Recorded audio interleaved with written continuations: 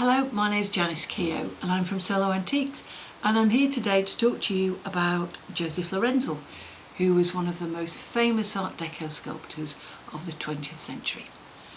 We've got a few of his works here, including the flute payer at the back. She's quite a rare figure. Josef Lorenzl was born in 1892 in Austria, and although not much is known of his early life, we don't really find him until he starts work in a foundry in Vienna in the first quarter of the 20th century, and his talents are very quickly spotted.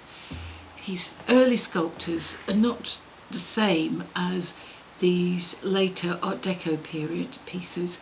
They're very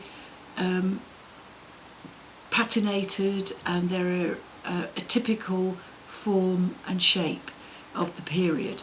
Whereas when he would get into the 20s, the inspiration he gets from the Folies Bergère and from the films and the actors and actresses at the time, you see his style developing, you see his bobbed hair, and his inspiration is taken from a lot of the famous dancers of the time. He does go across to Paris and spend some time in the Folies Bergère and takes inspiration from the costumes and the dancers there, Josephine Baker. And you can see with the bobbed haircuts and the style of clothes or no clothes that they were wearing at the time, this is very evident in his work.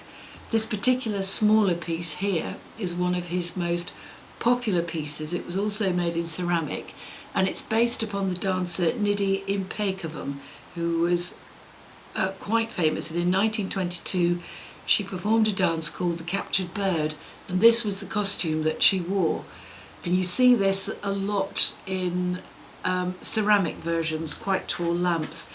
You don't see them very often in the small bronze versions.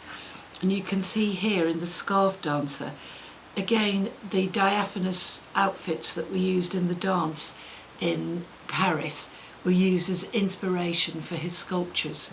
They took a lot of inspiration from the fashion magazines and from the film shoots and the photographs that were sent out and circulated to provide literature to promote a film. And you do see often these statues were used in the background to give style and elegance to a piece.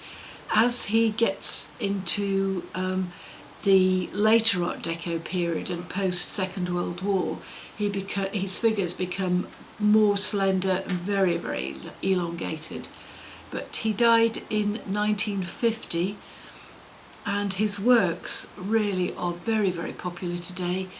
You do see them, quite a few of them, you do see a lot of copies, but the signatures can be quite interesting. Sometimes they're signed under the foot, sometimes they're signed on the base, but you see Lorenzl, Law and Renz, but they really are stunning Art Deco figures. They're very decorative, and they make a great Art Deco addition to any home.